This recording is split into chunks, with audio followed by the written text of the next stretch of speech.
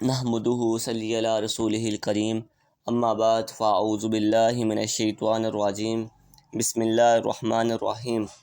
سعد بن سعید رضی اللہ تعالی عنہ سے روایت ہے کہ رسول اللہ صلی اللہ تعالی علیہ وآلہ وسلم ارشاد فرماتے ہیں کہ جنت کے 8 دروازے ہیں، ان میں سے ایک کا نام ریان ہے، اس دروازے سے وہی جائیں گے جو روزے دار ہوں گے۔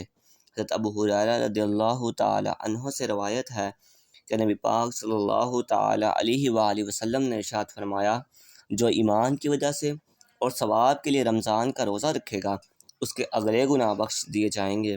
جو ایمان کی وجہ سے اور ثواب کے لیے رمضان کی راتوں کا قیام کرے گا اس کے اگلے گناہ بخش دیے جائیں گے، اور جو ایمان اور ثواب کی وجہ سے اور ثواب کے لیے شب قدر کا قیام کرے گا اس کے گناہ بخش دیے جائیں گے۔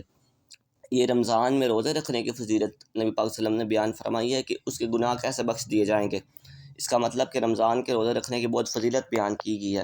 عبداللہ بن عمر رضی اللہ تعالی عنہ سے روایت ہے کہ رسول اکرم صلی اللہ تعالی علیہ وآلہ وسلم نے ارشاد فرمایا، روزہ قرآن بندے کے لیے شفاعت کریں گے۔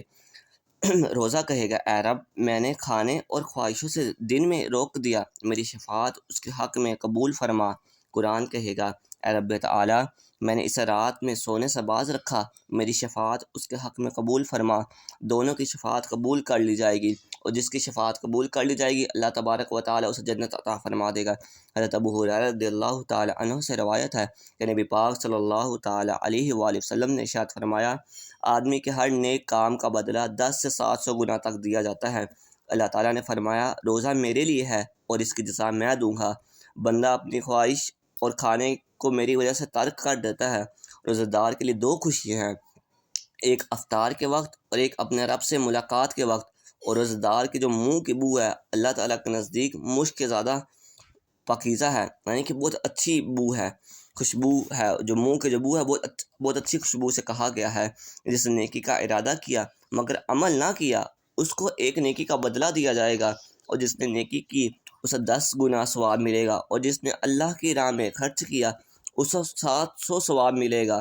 1 درہم کا 700 درہم، 1 دینار کا 700 دینار ثواب ملے گا۔ روزہ اللہ کے لیے ہے اور اللہ کا سوا کوئی اس کا ثواب نہیں جانتا۔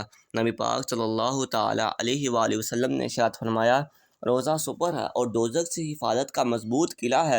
حضرت ابو ہریرہ رضی اللہ تعالی عنہ سے روایت ہے کہ رسول اکرم صلی اللہ تعالی علیہ وآلہ وسلم نے ارشاد فرمایا، جس نے اللہ کی رضا کے لیے 1 دن کا روزہ رکھا اللہ تعالیٰ اس کو جہنم سے اتنا دور کر دے گا جیسے کوے کا بچہ تھا، اس وقت تک رہا یہاں تک کہ بوڑھا ہو کر مرا۔ حضرت ابو ہریرہ رضی اللہ تعالی عنہ سے روایت ہے کہ نور مجسم صلی اللہ تعالی علیہ وآلہ وسلم نے ارشاد فرمایا، اگر کسی نے 1 دن نفلی روزہ رکھا اور زمین بھر اسے سونا دیا جائے گا جب بھی اس کا ثواب پورا نہ ہوگا، اور اس کا ثواب قیامت ہی کے دن ملے گا۔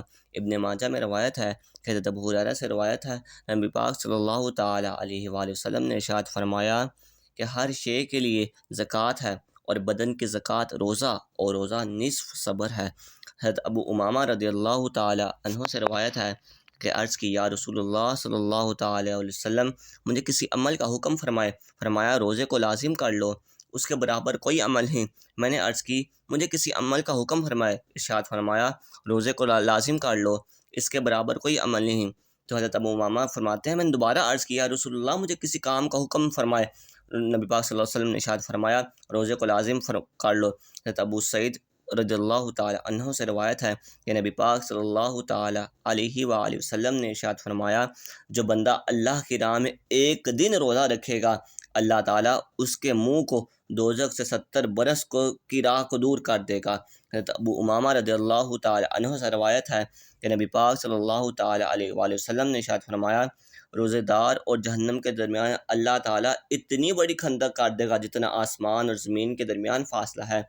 حضرت عمر بن ابسہ صحابی رسول رضی اللہ تعالی عنہ ارشاد فرماتے ہیں کہ نبی پاک صلی اللہ تعالی علیہ وآلہ وسلم نے ارشاد فرمایا، دوزخ اس سے 100 برس کی راہ دور ہوگی۔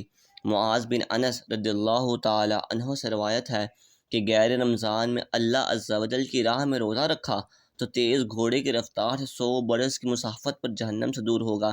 یہ بھی فرض روزوں کی بات نہیں ہو رہی، یہ نفلی روزوں کی بات کر رہا ہے اللہ تبارک و تعالیٰ کہ محبوب صلی اللہ تعالی وسلم ارشاد فرما رہے ہیں جس نے غیر رمضان کا روزہ رکھا۔